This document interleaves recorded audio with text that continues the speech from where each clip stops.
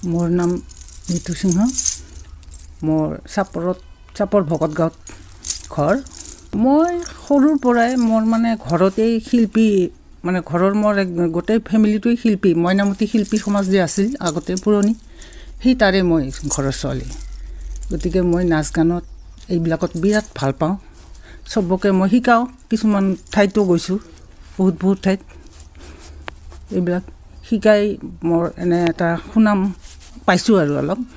লোকসংগীত মানে গোৱালপাৰীয়া ৰাজবংশী কোচ ৰাজবংশী গীতৰ হেৰিটো বেছি মোৰ মানে সবতে আছোঁ অলপ ক্লাছিকেল বা হেৰি এইবিলাক যদিও জানো তথাপি বিশেষকৈ গোৱালপাৰীটো আছে মই এই বাংলাদেশ উৰিষ্যা মধ্যপ্ৰদেশ দিল্লী ত্ৰিপুৰা অৰুণাচল এনে বাহিৰত সবতে গৈছোঁ চিমলা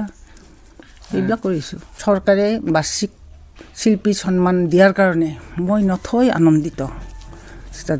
যাৰ ফলত মই চৰকাৰক বহুত ধন্যবাদ দিছোঁ মই বহুত আৰাধনা কৰিছিলোঁ যে মই শিল্পীৰ এটা যাতে মই নাম ৰাখিব পাৰিম বুলি আজি আগবাঢ়ি গৈছোঁ যদিও চৰকাৰে মোক অলপ দাঙি ধৰিছে কাৰণ মই খুব নথৈ আনন্দিত হৈছোঁ আজি শিল্পী দিৱস হিচাপত মই শিল্পী দিৱস উপলক্ষে মই ডাঙৰ শিল্পীজনক শ্ৰদ্ধা জনাই মই এটা কোচ ৰাজবংশী গীতেৰে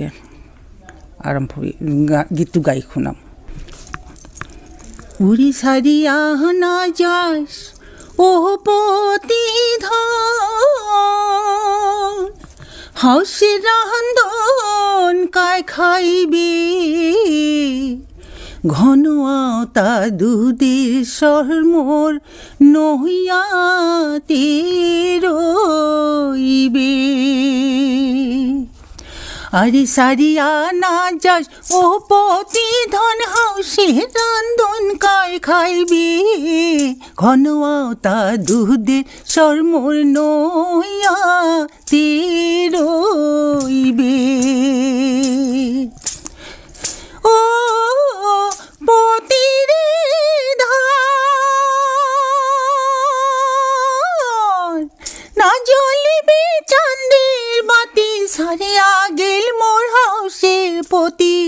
পতি বিনে নারী দুঃখ আর বাড়ি দেখে উড়ি সারিয়া না যায় ও পতি ধন হাউসে রান্ধন কায় খাইবে ঘন আওতা দুধের সর মোর নইয়াতে